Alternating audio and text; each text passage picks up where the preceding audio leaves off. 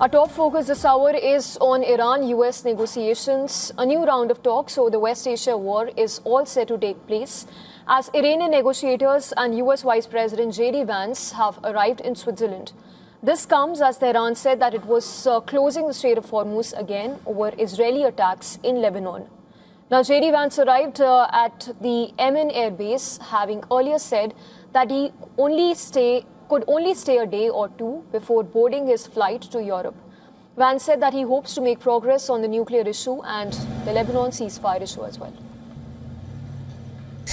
Looking forward to starting the technical talks with the Iranians, the Pakistanis, and the Qataris. Our understanding is that the Iranians just landed. The Qataris, the Pakistanis, and some of our technical negotiators are on the ground. So look, we'll have a couple days to talk. We're going to get this thing kicked off in the right way. There's a lot to discuss, but we're going to go through it all. The Iranian negotiating team includes Parliamentary Speaker Mohammad Bagher Ghalibaf, Foreign Minister Abbas Araghchi, Foreign Ministry spokesperson Ismail Baghai, who also said that the delegation would demand implementation of the other parties' commitments under the ceasefire deal. Well, the commitments are very clear.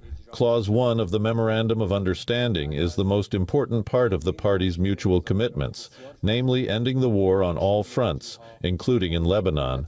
We have adhered to our commitments. The other side was obliged to compel those under its influence, specifically the Zionist regime, to cease fire in Lebanon.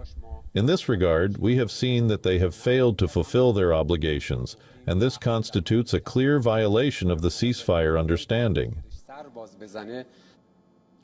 At the same time, mediator Pakistan said that Prime Minister Shehbaz Sharif as well as Field Marshal Asim Munir left for Switzerland to participate in talks on implementation of MOU.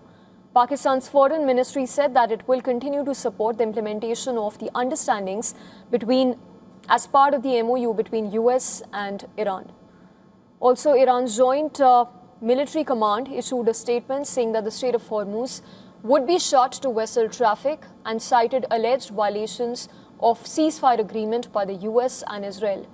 The IRGC warned ships to not approach the critical waterway. Iranian military added that the closure was a first step in response to what it called violations of commitments, while further warning that measures would follow if aggression continued on part of Israel. Opening the Strait of Hormuz was one of the points of Memorandum of Understanding signed between the US and the Iranian officials.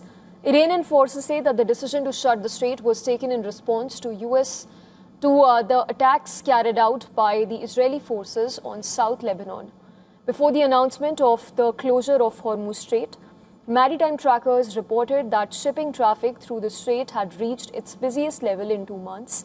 In fact, US President Donald Trump and the US military have denied Iran's claims that it had closed the Strait of Hormuz, saying that the critical waterway remained open and that the US forces were monitoring the situation to ensure that continued.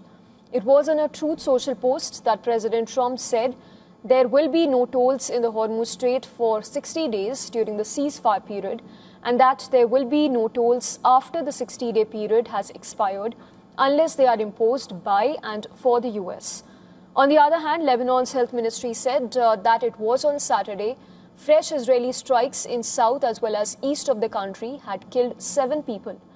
An Israeli army official said that the military had received orders from the country's political leadership to halt fighting in southern Lebanon, where its forces have continued clashing with Hezbollah fighters.